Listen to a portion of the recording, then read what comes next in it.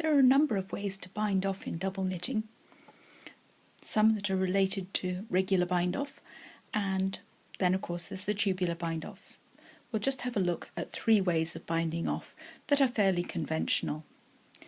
So we can just continue in pattern and lift the first stitch over the second, continue to maintain the pattern, work as normal,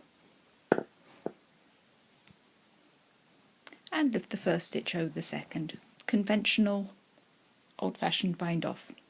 The only problem with this is it does produce a slightly larger edge, and so if you were doing a scarf, the chances are this edge would flare out, but because I'm doing a circle, it actually fits quite nicely and makes a nice decorative alternating pattern. If this were a straight scarf edge and I didn't want the edge to flare, I can use one of 2 different methods. The first is to do a condensed bind off. Now this one is really quite tight. So you work your first 2 stitches in pattern and then follow it with a third.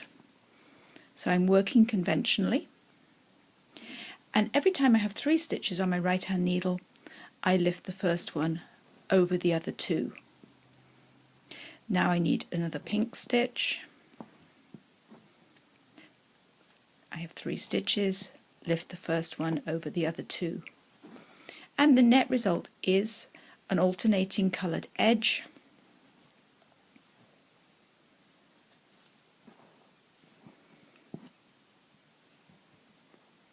But it's quite a lot tighter. I'll do a few more so that we can compare the 2 edges. I've bound off in condensed bind off across this edge. You're still getting the nice alternating pattern, but it's quite a lot tighter and quite dense.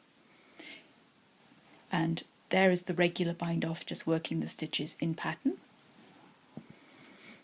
And when you get to the end of the bind off, you kind of have to fudge with the last 2 stitches, pass one over the other, and then neaten it as best you can with the yarn tail.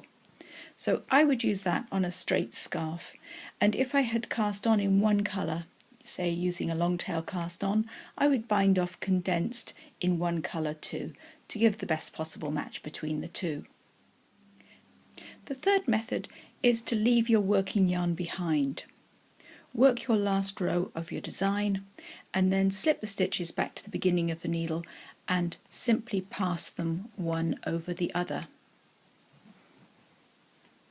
Just like a regular bind off, except you're not binding off freshly worked stitches. And you will notice I'm not actually straightening out my unconventionally mounted pearls in any of these bind offs. It doesn't make a great deal of difference.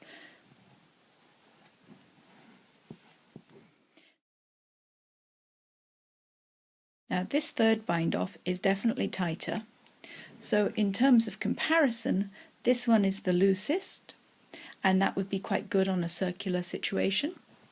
This one is significantly tighter and quite stiff, that's the condensed bind off, and this is a regular bind off but with stitches that haven't just been worked. So you're taking the stitches that are on the needle and simply putting 2 on the right hand needle and lifting the outer one over the inner one.